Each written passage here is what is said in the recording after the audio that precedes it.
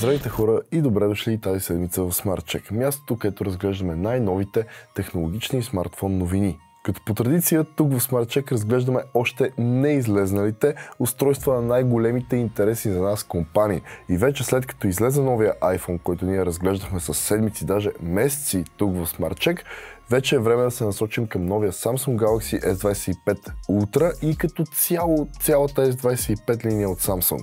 Тези телефони ще излезнат в началото на 2025 година, когато от Samsung по принцип обявяват техните нови флагшип устройства. През последните няколко епизода на SmartCheck разглеждаме от тук там някаква изтекла информация, главно за Ултрата. Днес обаче, през октомври месец, няколко месеца преди обявяването официално на тези устройства, получаваме снимка на техните дисплеи. Това не са рендъри, не са и някакви дъмита. Също така не са изтъклени протектори. Това би трябвало да са официалните екрани, които ще получим в тези нови устройства. Това, което виждам, разбира се, че ми харесват ми заоблените краища на дисплея на Ултрата. Това е нещо, което очаквахме, нещо, което видяхме в рендерите и което си затвърждаваме днес с изтичането на тази снимка на екраните на тези телефони в интернет. Виждаме, разбира се, и по-тънки рамки и при трите устройства S25, S25 Plus и S25 Ultra и виждаме, че те запазват същия hole punch дизайн за селфи камерата. Другото нещо, което с нетърпение очакваме заедно с новата S25 линия от Samsung е техния One UI 7, апгрейд на операционната им система. Този апдейт се очаква да дойде официално заедно с пускането на тези нови телефони. В него очакваме апгрейднат контрол център и като цяло един готин рефреш на цялата операционна система и изглеждането й. В интернет се появи този рендър на контрол центъра на One UI 7 надстройката на операционната система на Samsung. Това, което е по-интересно обаче, е, че получихме видео на работещ S24 Ultra с зареден One UI 7.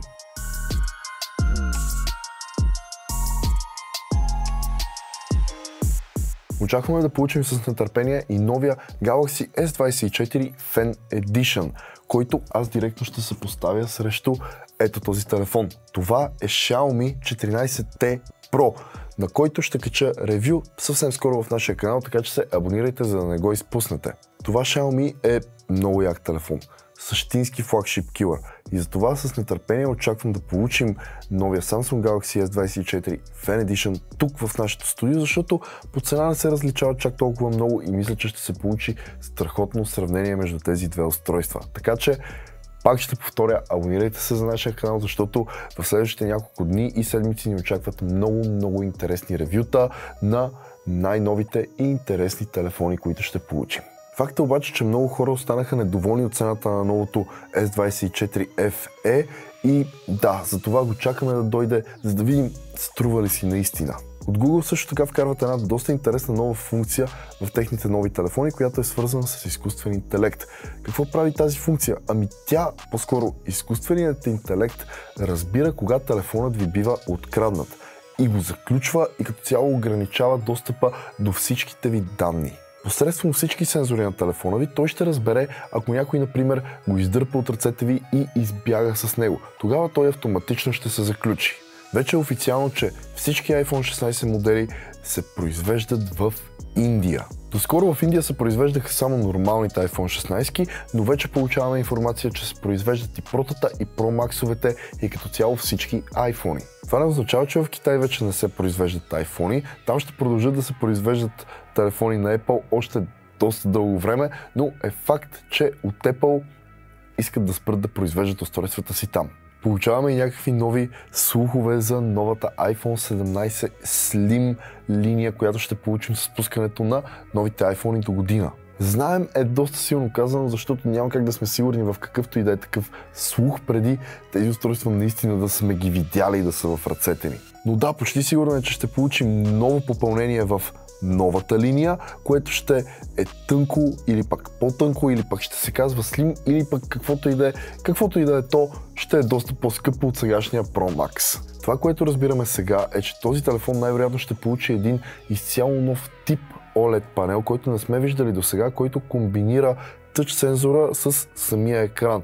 Това, разбира се, помага този телефон да е по-тънък, екранът му да е по-тънък и да направи самият телефон доста по-тъничък. И като цяло очакваме да видим доста нови други технологии в този нов телефон. MediaTek също така официално обявиха своя Dimensity 9400 чип. Той ще е 8-ядрен чип, базиран на 3 нанометров процес, с едно супер перформанс ядро, което ще върви на 3,63 ГГц.